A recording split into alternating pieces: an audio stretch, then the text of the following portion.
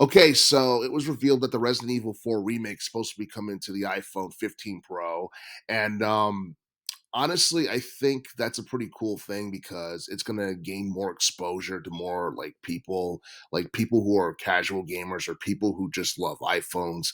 They're gonna be able to have the option to, I guess, download Resident Evil 4 remake, probably for the same price that's worth in retail. And the Resident Evil 4 remake is not the only game that's going to be on the iPhone 15 Pro. We learned at the Apple Wonderlust event that Resident Evil Village, Death Stranding, and Assassin's Creed Mirage are also supposed to be appearing on the or will be available for people to download on the iPhone 15 Pro. And I believe Apple had teased like ray tracing for gaming on the iPhone. Now, you look at the iPhone 15 Pro and you look at the iPhone 15, they're supposed to be coming out in I believe on September 22nd, and people will be able to pre-order starting Friday. And I guess the basic model of the iPhone 15 will be $799, and the iPhone 15 Pro will be starting at $999. So basically, you'll be paying at least 1 grand for the iPhone 15 Pro. And I guess some people think it's worth it, but I doubt that having access to Resident Evil 4 remake or Assassin's Creed Mirage is going to be the sole reason why people buy the iPhone 15 Pro. People are going to buy it because it's the latest model. The quality is a lot better than all the other previous um creations of iPhone and all that stuff. And I'm pretty sure we're going to get more like AAA games on the iPhone 15 Pro as time goes by.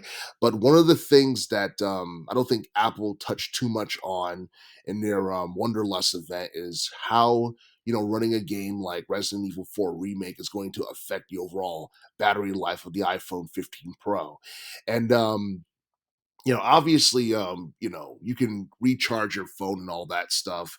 And that's somewhat similar to Nintendo Switch, where you have to, recharge the Switch console for like an hour or two before it reaches like 100% battery life and you can play it again. And honestly, I feel like, Resident Evil 4 Remake being on iPhone 15 Pro is actually better than it being on Nintendo Switch, mainly because you look at the Switch console, the thing that shines the most on Switch consoles is first party games like Mario and Zelda and all that other stuff.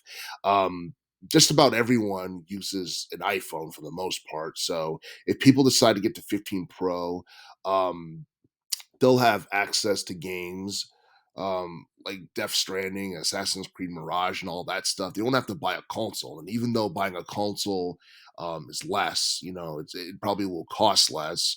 An iPhone 15 Pro is something that's more convenient because you can take it with you anywhere. But I'm not exactly sure how the controls are going to work. If you played Resident Evil 4 Remake on an iPhone 15 Pro. Now, granted, it's that's for the most part a it's a first person game, I believe. I believe you could toggle between first person and a third person perspective, but I'm not expecting the controls to be anything too complicated. It shouldn't be. Otherwise, it's going to turn off casuals and it's going to turn off people who are longtime fans of the series to that particular, you know, version of Resident Evil 4 remake.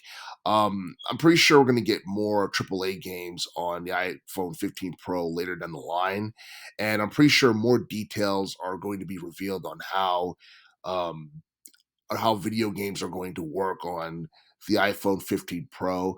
But I do feel like this is something that could eventually pick up, and it could definitely be a threat to, I guess, I wouldn't say it would be a threat to the PlayStation 5. Maybe Microsoft to some extent, not so much to the Switch, because for the Switch console, Nintendo likes to do most of their projects and create most of their games and have it on their platforms and all that stuff. But honestly, I do feel like these announcements that we got at Apple Wonderlust event was really interesting. And I do feel like, having more like mobile versions of Resident Evil or Assassin's Creed is actually a pretty good thing because those video game franchises will gain more exposure on mobile devices because damn near everyone uses one, and it'll force consumers to buy like the newest product if they're really interested in it. And then for those who are not really into those, they can just buy the PS5. They can play it on PC, or they can play it on the Xbox Series X. So you have a plenty of options on where you can play the Resident Evil 4 remake, or the upcoming Assassin's Creed game. And for the most part, I do feel that this is something that's going to be a huge deal. And I wouldn't be surprised if more AAA games became available for the iPhone 15 Pro sometime in 2024.